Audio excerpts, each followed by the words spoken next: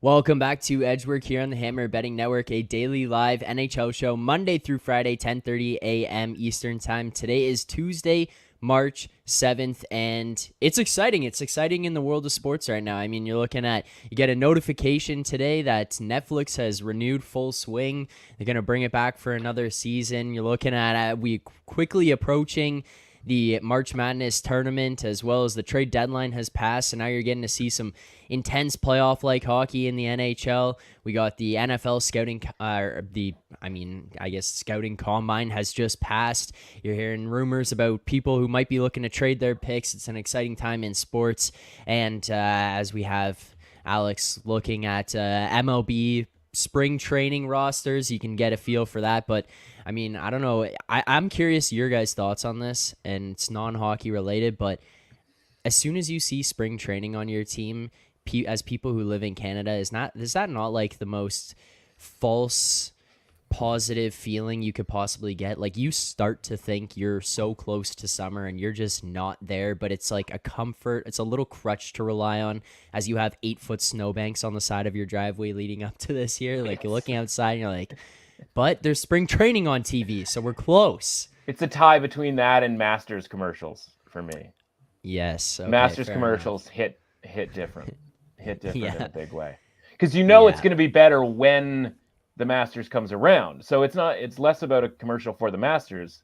It's more about a commercial for springtime. Yeah. Whereas I remember going to Jays games like opening day where you're freezing and you're wearing a jacket and a toque before you get into the Rogers Center. So like, I'm used to it. I'm just used to it by now.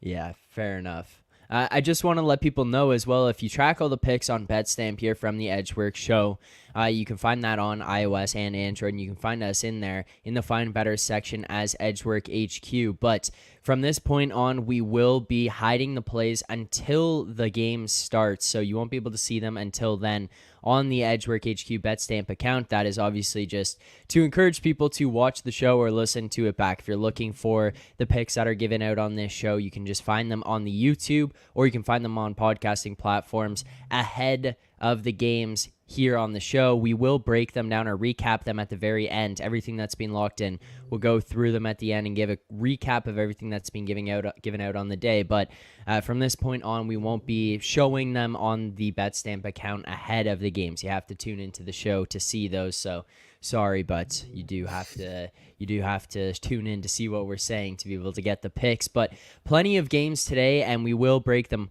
the ones that we have bets in. If there's other ones out there that you guys are curious about, you have questions, you're wondering what side maybe you're to lean towards, or you have a lean, you're wondering our thoughts, make sure to send them in the chat here on YouTube. We'll get to them at the end of the show after we've gone through our games, but we do encourage people to participate in the chat there. So we will start with the first game tonight. It's a game that I'm not necessarily excited to talk about with what's going on in Toronto, as it is the most Leaf-like thing you could possibly have happen. John Tavares out with what's likely a concussion. Ryan O'Reilly out probably until the playoffs with a broken finger. And the Toronto Maple Leafs are now heading to the New Jersey to take on the Devils, who have been very good recently, and you're looking at a Devils team who's holding on to second in the Metro right now, but they are close to Carolina. Close the gap there, 2 points back. They've got one more game played than them. They are 9 points up on the Rangers, just opening that gap up again on the other team close to them in New York. Todd, I'm going to start with you. I'll let you take this one away first. Rocking the Devils jersey. What would you be looking at in this one tonight? Is this a perfect spot for the New Jersey Devils at minus 128 or minus 130 on the money line against the Leafs at home tonight? I don't know if I'd say it's the perfect spot, but I do think it's a good spot. The Devils have been playing really well of late. 7-2-1 record over the last 10 games. The underlying process is strong. Even in defeats, they're routinely outplaying their opponents. Like the last 2 losses they had, they combined to generate 90 shots while giving up 44. They're getting more chances than their opponent almost every night. With Timo Meier in the lineup now, they have even more firepower. And then obviously with O'Reilly and Tavares out for the Leafs, I just don't think they have as much firepower to match up. I also think they're a little thin down the middle right now. So this is a good spot to back the Devils. All right. And Alex, I know you were looking at Devils here as well. Is this kind of the same thought process for you in this game? Yeah, I mean, no O'Reilly, no Tavares. Leafs are already, like, if you're looking for like a way to criticize this team, you're going to look at their forward depth, right? And now you're taking away 2 of their better guys, and you're bringing in like, what, I don't know, Zach, you would know better than me. Pontus Holmberg, Alex Steves. I mean, you got Michael Bunting, who hasn't scored in a while, down to the 4th line. You got Alex Kerfoot, who hasn't scored in about 5 times as long, bumped up to the 1st line. There's just no rhyme or reason as to what's going on here. Wouldn't surprise me if Sheldon Keefe goes with 9 forwards and 9 defensemen tonight, because that's the team Dubas is giving up. So, I like the Devils. I think this is a good spot. They're playing really well, and kind of Leafs land is they're just preparing for the playoffs. You know, this is just they're getting into that playoff mindset right now. So. Who's they? The Leafs. Who's they getting into? The Leafs. This is they're getting into April form right now. Yeah. I mean, as far as this goes from a Leafs fan perspective, I just have no expectations. It is what it is. And then you see those injuries happen, and it's like, I feel like for most people, you see those 2 centers go down. Also, to note in that game, and probably helps you guys as well here, is Matthews takes a shot to the knee in the game against Vancouver, and as much as he's gonna play tonight, you can't imagine he's gonna be 100% based on where he took that shot. And it's just like you see that happen as Leafs fans, like, oh yeah, that makes sense. Like, it is what it is. But tonight for the Devils, minus 130 at home against the Toronto Maple Leafs.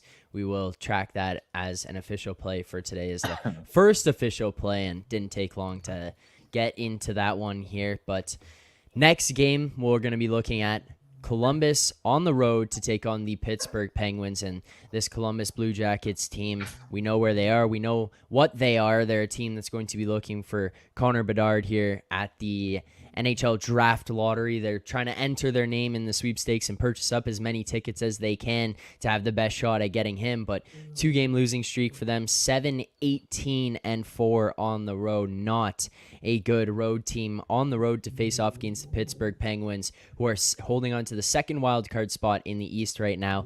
A point back of the Islanders, 3 games in hand on them. They are 5-5 in their last 10. And Matt, this is a spot you'd be looking to back the Pittsburgh Penguins tonight? Yeah, it's funny because I think I said that I'd probably never be backing the Penguins for the rest of the season, and maybe I think it was on the last show that we did last Tuesday. And here we are the following Tuesday being like, yeah, okay, I can see it with the Penguins. And honestly, it's more about the Blue Jackets than anything else. And you summed it up, right? This is tank time for the Blue Jackets. Obviously, trading Jonas Korpisalo set up the Blue Jackets to have incredibly bad goaltending for the rest of the season. And so I'm going to grab the Penguins here, minus 180, I believe, in regulation. Obviously, I'm not relying on them in 182 there is the number over at Pinnacle. Obviously not relying on them and thinking that they'll need to go to overtime here, a home game against the Blue Jackets. Again, a lot less about the Penguins and a lot more about the Blue Jackets just being dreadful here down the stretch. As I think they managed to end up being the worst team in the league from a standing standpoint and get that inside track on the first overall pick. Yeah, it is rough out there in Columbus right now, but I mean, you look at the possibility of having Johnny Gaudreau and Patrick Laine playing alongside Connor Bedard. That's fairly enticing to continue on the direction that you're going, at least for the remainder of the season. I can imagine, especially you watch that guy put up like 10 points in the span of 2 games over the last 2 games that he's played. It's quite phenomenal what he's doing down there in the CHL. Next game for tonight, the Vegas Golden Knights on the road to take on the Florida Panthers. And Vegas right now is on a 3-game win streak. They're 7-1-2 in their last 10, going on the road to take on Florida, who is 3 points out of what is going on right now?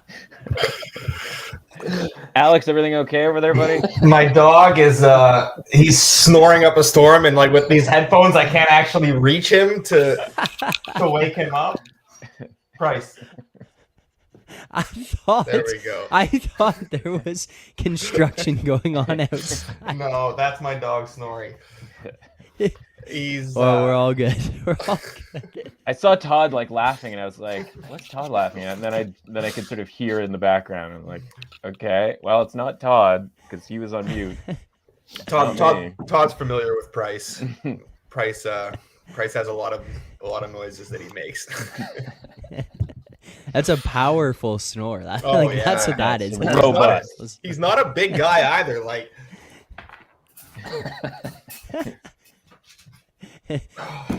I found that way too funny. God! Wow. Yeah. Did you just pull him out of a handbag? I pulled him out of. Oh man, I'm dying over here. Sorry. I had to keep him away. From me during the show. Or he tries to get up on top of me.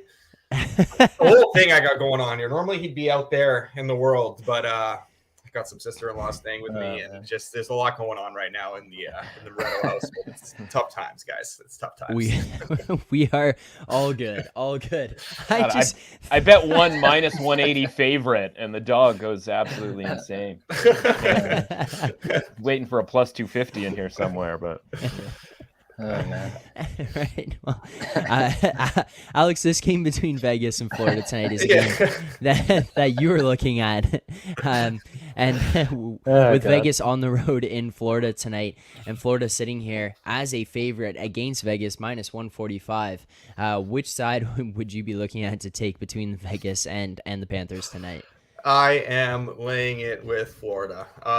Kind of feels like an insane thing to do. Just given, like, I mean, a look at the standings, it doesn't take much to be like, why are you laying, minus 145, minus 150 with Florida? But they're still playing great hockey. The numbers, like, still back up, everything we thought about this team coming into the season. The record doesn't really change that at the end of the day. I mean, it should change that, but when it comes to the numbers, it doesn't, over the last few weeks, last 10 games, they're at almost a 60% expected goal share, top 3 in the NHL.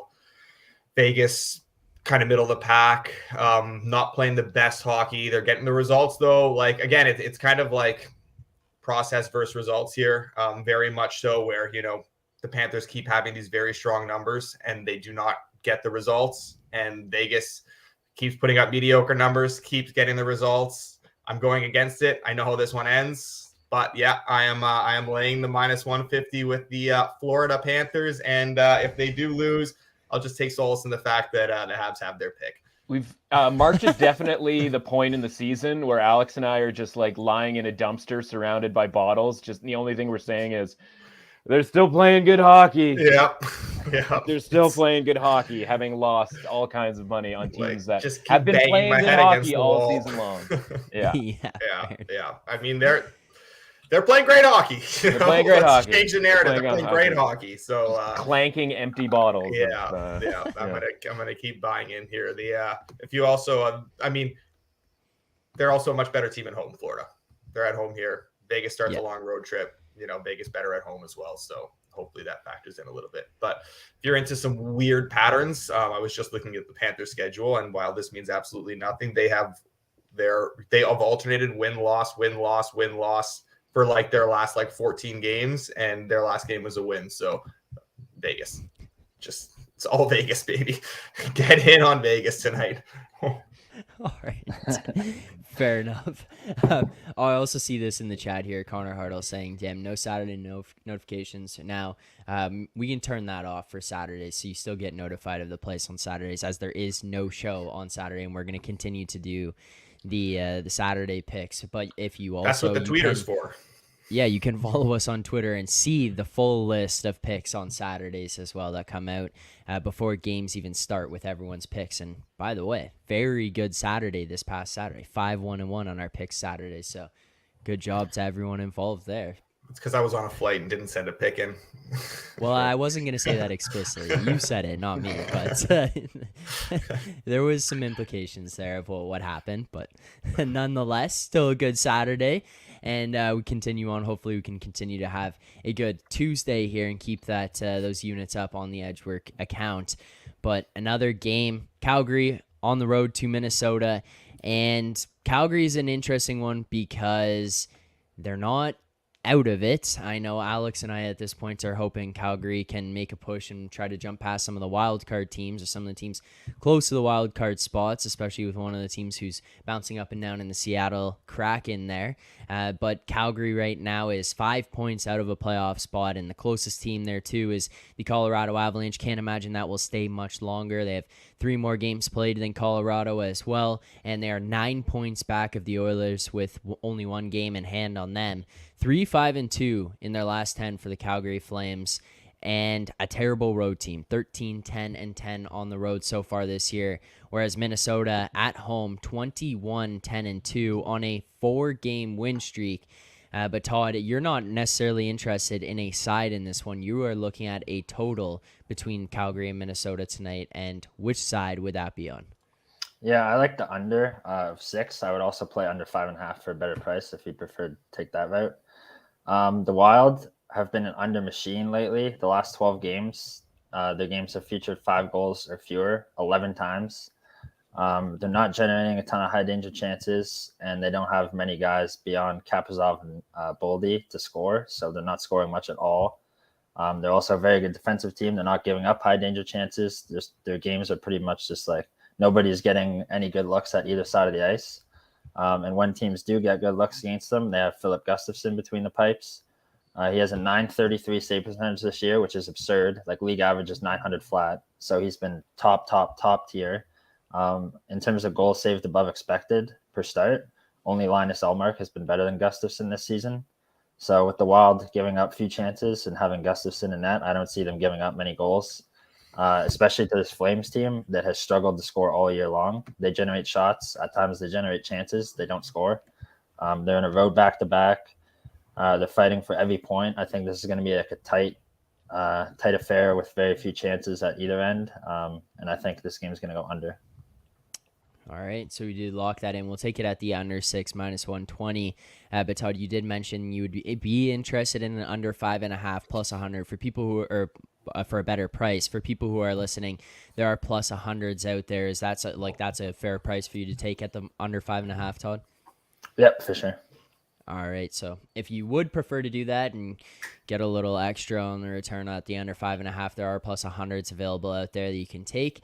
So we track it at the under 6 -120 here on the Edgeworks show, and we will recap them all at the end of the show as well. So just to remind people there, well, moving forward, 2 more games left that we have best bets in, and then if you guys have any questions, you can fire them away. Any questions on games, we will try to answer them, as well as, of course, the staple of the Tuesday show, Toddy Props, to close this one out. But second last game we have bets in here. St. Louis on the road to take on the Arizona Coyotes. St. Louis 3-5-2 in their last 10. They did just lose to the LA Kings 4-2. Going into face off against the Arizona Coyotes, who are on a 3-game losing streak here. At home, they've been not bad, about a 500 team, 14-11-3. And Alex, you would be looking in this one at a team on the plus money side in the Arizona Coyotes. Why is that? Yeah, I mean, what have the Blues done to warrant laying this kind of price on the road? The answer is nothing, in my opinion. They worst team in the NHL in the last 10 games, an expected goal share. The numbers over the season long numbers aren't that impressive. Like, obviously the Coyotes aren't putting up good numbers, no matter what sample size you look at. But like, it's not like the worst hockey team in the world. Plus 125-ish, plus 124 at home to a bad Blues team right now that is, obviously like thinning out a little bit after the trade deadline.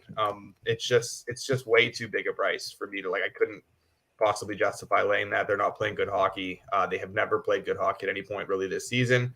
And the Coyotes are they have a little bit of bite at home. They're not and we need them to start, catching up to the Habs. They're only like 4 points away right now. So we're going to start making up some ground here. I feel this big push coming, and it starts tonight at plus 124. Feels like a very hopeful bet for Alex. It's a little hopeful, but I can't. How could you lay how could you justify the Blues laying that price? With how bad they're playing right now, it's just they've been playing some brutal hockey, and minus 135 on the road is just excessive. For sure. I was hoping to get something a little closer to plus 150 on the Coyotes for me to be able to pull the trigger, even plus 140. So maybe that happens. Who knows? Maybe people, come in on the Blues or really anti-Coyotes here. So I'm going to keep my eye on this. I'd like to be on the Coyotes here, but at a little bit better of a price. Well, if you guys didn't notice there, Alex just did the inverse to himself of what he did earlier with the team that's been playing good hockey to great hockey. Now this team's been playing terrible hockey. They never played good hockey. They've never even played hockey. I don't. Anything that fits the narrative, guys. You just gotta sell these picks anyway. You can't come in here and just say, "Well, the number's off," right? I mean, you gotta find some stuff. Yeah, fair enough. I'll give it to you. And Delano Michael here, Alex asking, how about using the plus 1.5 puck line? I'll pull this back up here, but the plus 1.5 puck line in the Arizona St. Louis game. Yeah, close to minus 200 here. Not for me. No interest in that. Not for me. No, I don't want to. Coyotes minus 1.5. Let's go. Yeah, maybe the alt puck line. The alt puck line. I could get on board with that. I could get on board with that as well. Yeah, I'm here for that. I'm here. Look at honestly, you look at the Coyotes numbers and their recent numbers, they're not great, but their last 3 games, yeah, sure, 0-3, lost to the Devils, the Hurricanes, Hurricanes, and Stars. I mean, 3 of the best, play driving teams in the NHL. I think that we're still getting a little bit of value with this team. Yeah. He sells the reverse puck line with they're on 3 last 3 games. But I like them to win by multiple tonight. Against good teams. The Blues are not like the others. No, for sure. Andrew saying in the chat here, your picks are hidden on your BetStamp account today. Yeah, Andrew, moving forward, the picks will be hidden on weekdays going forward until puck drop. You won't be able to see them there. You have to tune into the show, and we will do a recap at the very end of the show of all the picks that were given out for that day. So for anybody who was looking for them, or even if you're just looking for the picks, that will be recapped at the end, but you can find them while watching the show or tuning into the podcast if you have to do that. But yes, the picks will be hidden on BetStamp from this point going forward. Just encourage people to watch the show instead and go find the picks there. But final game of the day, and what would it be without Matt taking a swing on a big ticket here? The Anaheim Ducks on the road to take on your Seattle Kraken. What is going on here tonight? They're facing off against Dave Haxtell, Coach of the Year candidate, and the Seattle Kraken. And Seattle right now 3rd in the Pacific, 4 points back of the Kings and Vegas. 2 games in hand on the Kings, tied with games played with the Vegas Golden Knights, and tied with points for the Edmonton Oilers right now. 2 games in hand on Edmonton. 4-game win streak for Seattle. And yet, Matt, you're going against your team, or I guess your guy. My guy. Dave Haxtell and the Seattle Kraken. What's up with that? The wheels were coming off, but like a true Jack Adams candidate / award winner, he just turned the ship right around, and they won 4 straight. But the metrics are still not all that great for Seattle, and so fundamentally, it comes down to price. And pardon the pun, Alex, feel free to wake him up. We've got the big underdog here with the Ducks tonight, because don't look now, the Anaheim Mighty Ducks. The Anaheim Ducks looking a little mighty, on a bit of a heater themselves. Wow. Points in their last 5 straight games. 4 of those wins, admittedly, one of those was the all-time luckiest win, maybe luckiest win of the season against the Carolina Hurricanes, but nevertheless, puck went in the net, yada, yada, yada. Honestly, it just comes down, as Alex mentioned, to price, right? Where, we have to sort of create this narrative to back up the fact that the Kraken really shouldn't be minus 290 against anybody, at this point, even with the 4 straight wins, which again was obviously entirely all based on coaching.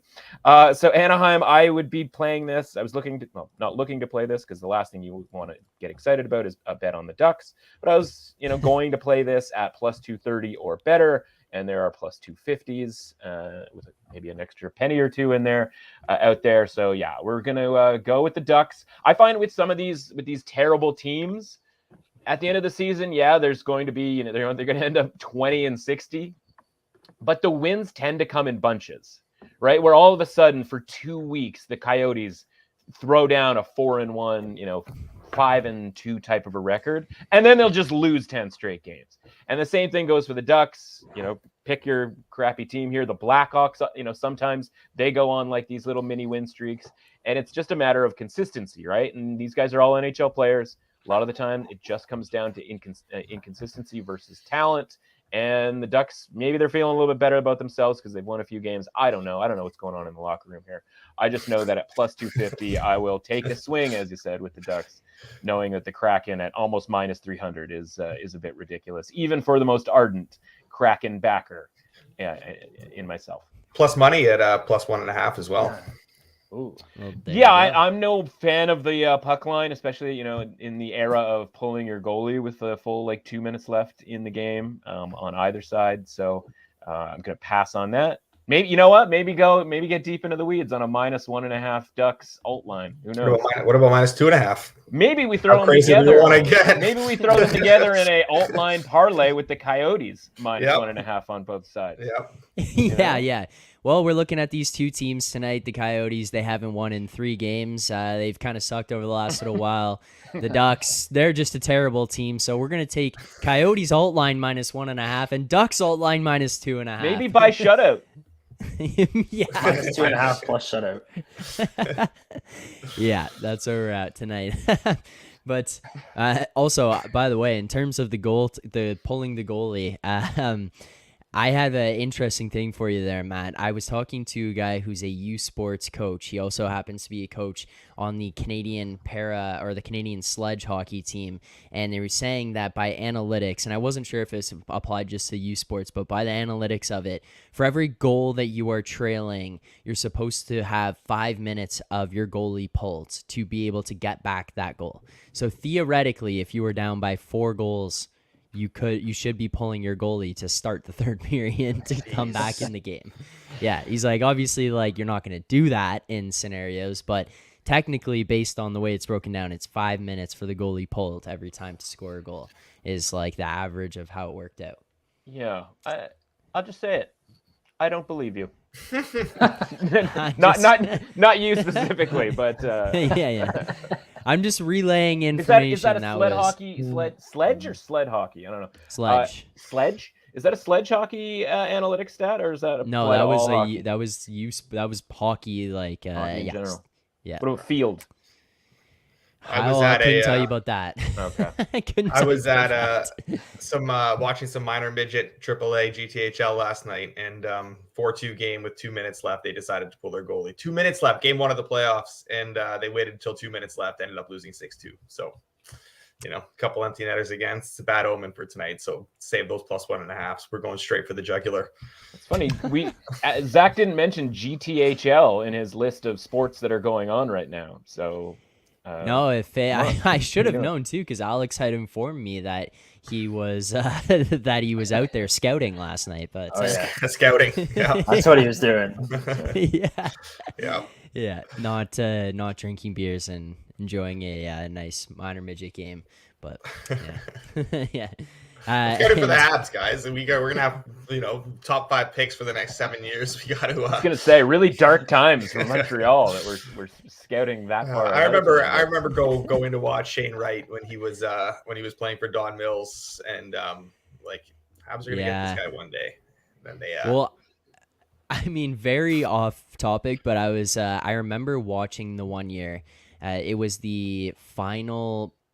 What is it called? The OHL Cup? Is that what it was? Yeah. And it was Othman and Wright and all those guys playing, Yeah. and we were sitting there like, and Fantilli was on the other team. He was on the Red Wings in that final matchup. So we were watching guys who are all going to be playing in the NHL at some point over the next couple of years, but kind of cool to get to see that and how good they were at that point in time. But Alex, there you go. So Money saying you are a wild man at this point. I think all your alt line picks, but yeah, what would it be with a Tuesday show without a long shot from Matt? And of course, close this one out with none other than Toddy Props. Todd, what do you got for us today? We got like 30 different Devils props, or what's going on? We don't actually, because all the lines are messed up now that Timo Meyer's on the team. Like everybody's just 3.5 shots and super juice, so I don't want any part of that until we see who's actually going to be taking them all. But I do have 5 shot props. First one, Martin Necas, minus 122 for over 2.5 shots against the Habs. He's a road warrior. He's hitting 73% of his road games this year. His shot attempt and shot generation volume is higher on the road than at home. The Habs are bleeding shots, as they have all year.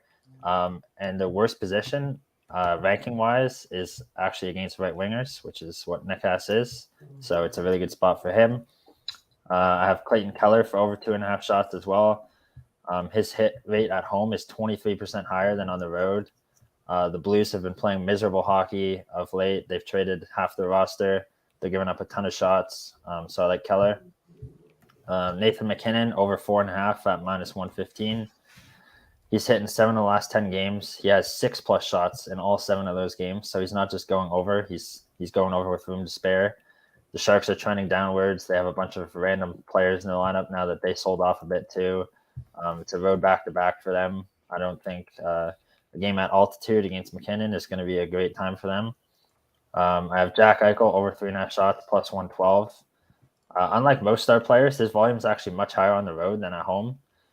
Florida tends to play in a lot of track meets, a lot of high-event games, and they're 6th worst against centers over the last 10 games in terms of giving up shots. So I like Eichel to have a big night. And then lastly, I have Barkov over 2.5 at minus 133. He's hitting 8 of the last 10, 63% hit rate at home, which is better than at the road. He generates more shots at home. Panthers are finally getting healthy again, so I think that helps. And then, believe it or not, the last 10 games, Vegas is second last in shots against per game to centers. Only the Coyotes have been worse. So they're giving up a ton down the middle of the ice right now. So I like Barkov to take advantage. All right, there you go. 5 shot props for today from Todd. If you are looking for the picks that were given out on today's show, we will recap them right now here as you have the whoops. Sorry, I just clicked on the wrong screen there. We do have a bunch of best bets for today. Trying to pull that up in this real show's time. A disaster. It got real confusing for me there.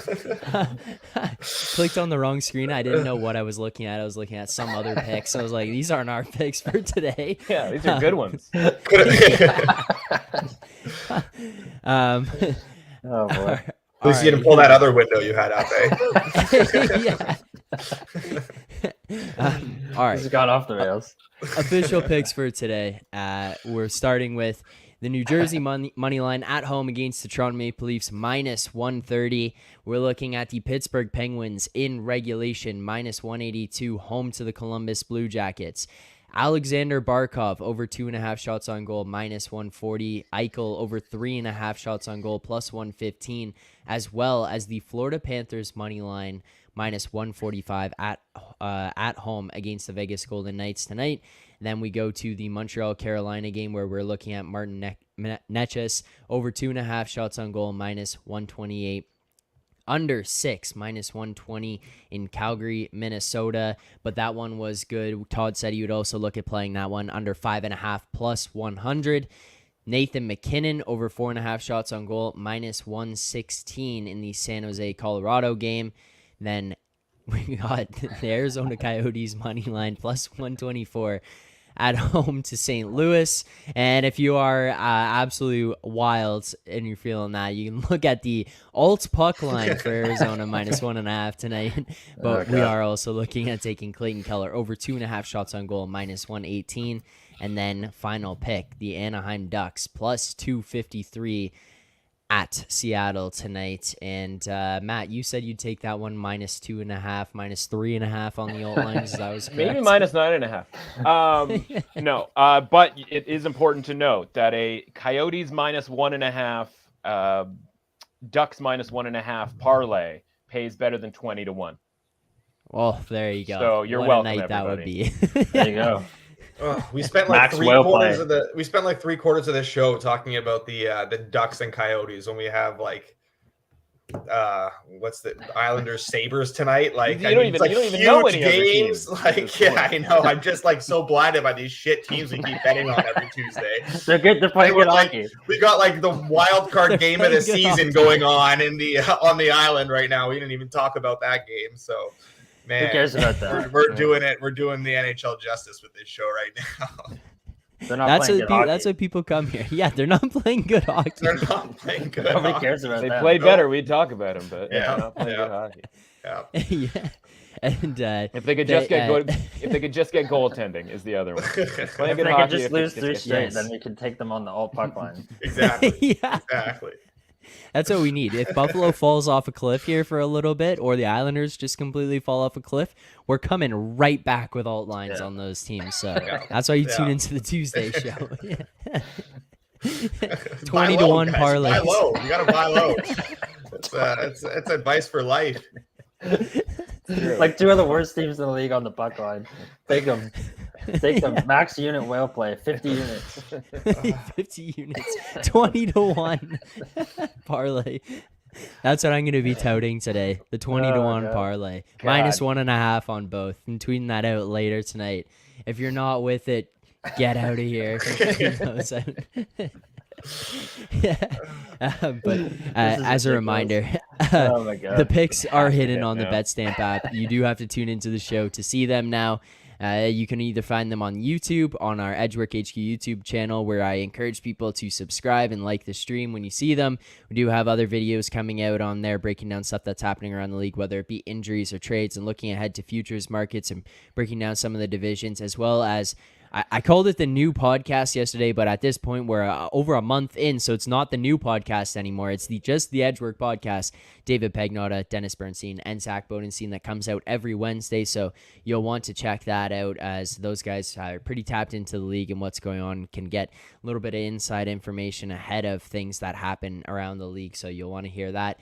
But Jeremy Kahn, do appreciate this, and Jeremy saying, makes sense to hide the picks, deserve the views. Thank you very much for the encouragement, and if you enjoy the show but you're not subscribed yet, please make sure to hit that subscribe button. Goes a long way. But March 7th, lots of things happening, exciting, and I just got to give a shout out to my sisters. Have no idea if they watch this, but if they do, they might have tuned out at the part where we started parlaying alt lines, but it is their birthday today, so happy birthday to them if they managed to stay in this long. And guys, enjoy the rest of the week. We got lots of sports going on. It is exciting. I'm looking forward to the players this weekend for golf. NHL hockey ramping up, getting closer and closer to the playoffs. It gets more and more intense as we get there, but it's exciting. It's exciting times. And as we all know, spring training's on, golf's on. So it is. Summer is coming rapidly here in Canada. It is an exciting time to be a sports fan, and for the weather to be turning around. But thanks to everyone who tuned in here today. Alex, Todd, Matt, appreciate you guys for hopping in. Appreciate the insight. As always, look forward to seeing you guys next Tuesday. For everyone else who's watching, thank you for tuning in. Make sure to hit like, hit subscribe. I will see you guys back here tomorrow morning, 10:30 a.m. Eastern time, for all of our picks and breakdowns. Good luck on your bets tonight.